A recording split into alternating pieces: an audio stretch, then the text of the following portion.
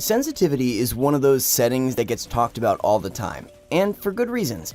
Having the right sensitivity can make a world of difference in helping you aim, land those important shots, build efficiently, and keep you from messing up your edits. Along with keybinds, they're the most important settings you need to make sure you're comfortable using and fit with how you play. What's up everybody, it's Dan here again, this time with a guide to help you find the perfect sensitivity.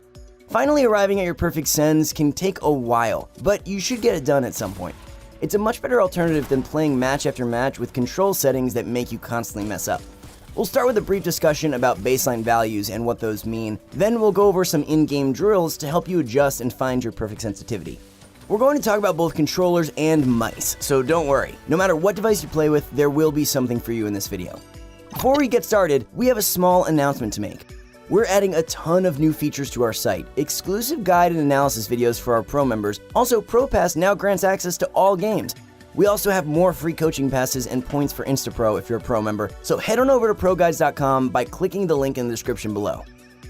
Whether you set your sensitivity to something high or low, all essentially comes down to preference. Some players prefer high sensitivity so they can perform rapid movements, while others prefer low sensitivities so that they can be more precise. At the end of the day, what you choose all comes down to how you play and what feels comfortable. But obviously, there's still such a thing as too high or too low of a sensitivity. That's where baselines can help you. You use them to figure out if you're too far away from the norm. Once you've chosen one, you would then make adjustments to that baseline to help you come to a sensitivity that you're okay with. For example, a common baseline for mouse and keyboard players is a sensitivity that performs a 360-degree turn when you move from one end of the mouse pad to the other. While you obviously won't be doing 360s very often, the point is to help ensure that there's enough room to comfortably move around. Since mouse pads come in different shapes and sizes, they can act as a restriction to what sensitivities can work. And so this baseline helps quickly determine a playable sensitivity no matter the setup. Controllers don't really have a similar method to use as a baseline, so instead, as the video progresses, we'll be discussing the common sensitivity ranges most controller pros fall in. If you compare those with your current sensitivities, that should give you an idea of whether or not your settings are ideal.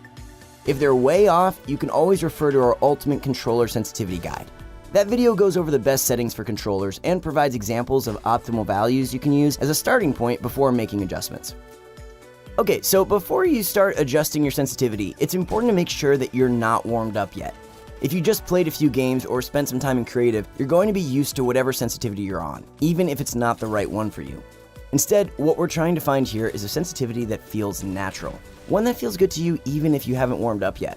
Not that you shouldn't warm up or anything, that'll still help you improve and play better than if you didn't. But again, we're looking for sensitivities that are intuitive to play on no matter how built up your muscle memory is. Start by loading up Creative and either setting up a shooting gallery from under the device menu or hopping into your favorite aim training course.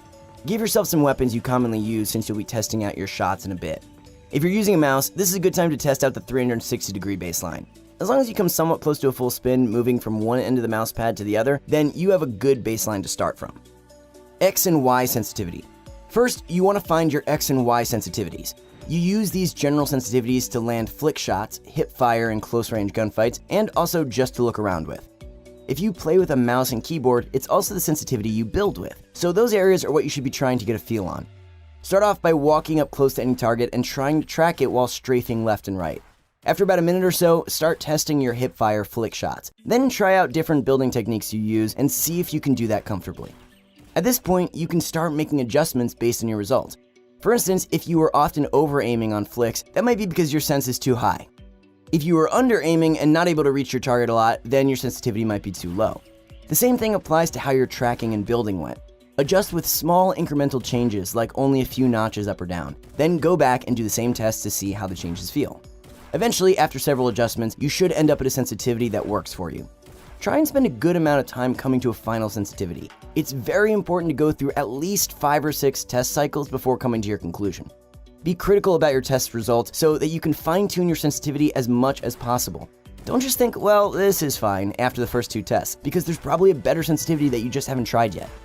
Also, just a quick note on XY sensitivities, some players prefer having a different Y sensitivity because that's how it was in the past. Since we now have access to both values, a lot of players set them the same just to be more consistent. If you're used to a lower Y sense because that's just what you've stuck with since then, there's nothing wrong with keeping it that way. It really doesn't make too much of a difference. But if you're looking to aim as consistently as possible, try setting them to the same value if they aren't already. Alright, next you want to move on to your targeting and scope sensitivities. You normally aim down sights whenever fighting somebody at medium or long distances. At those ranges, your opponent's movement doesn't translate to much on your screen.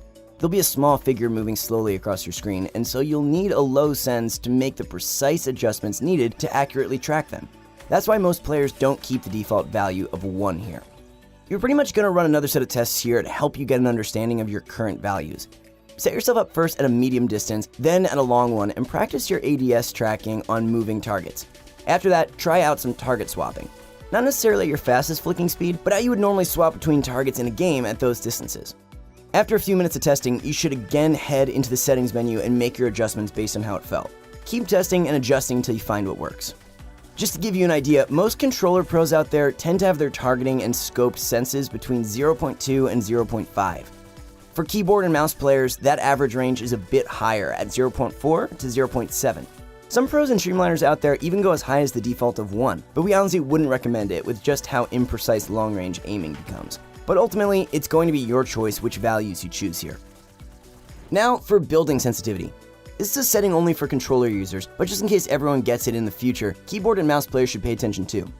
The reason that this is even a controller-only option is that historically, controllers have had a hard time building with just the normal X and Y sensitivities. Building isn't something you need a lot of precision for, so speed starts to become a more important factor. A good rule of thumb is to always set this value to something above 1. What you do set it to honestly depends on which end of the spectrum you ended up at with your X and Y values. If you're on the low end of X and Y sensitivities because you prefer precision over fast movements, like around 0.6, you'll need to bump this value up to around 1.7 to 2.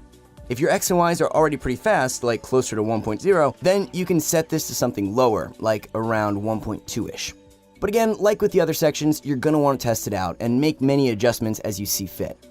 Spend some time trying out 90s, building 1x1s, tunneling, ramp rushing, and doing whatever else you build in game.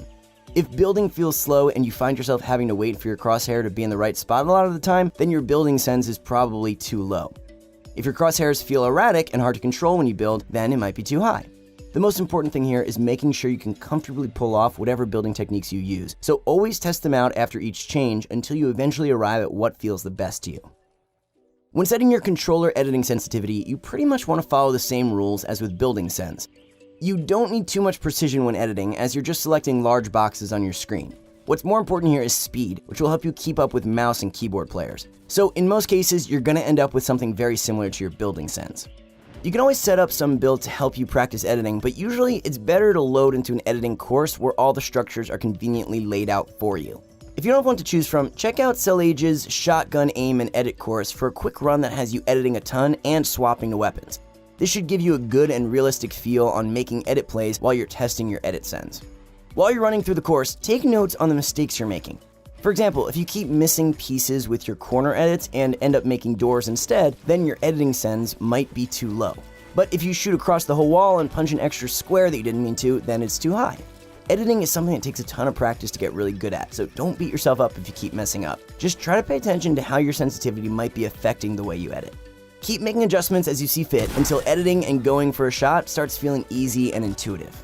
Some players like to constantly swap sensitivities when they aren't playing well in hopes that it'll make them better, but honestly, that's a bad practice to follow. You just end up losing the progress you've made getting used to your sens.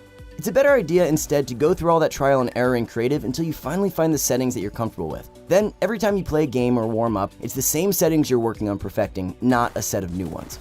We know all this testing you have to do here can take a while, but trust us, it's so worth it. Once you're able to make enough adjustments with each setting, you should be able to arrive at sensitivities that are in tune with your playstyle. Everybody plays and controls the game differently, so it's important to always try to arrive at your own preferred settings.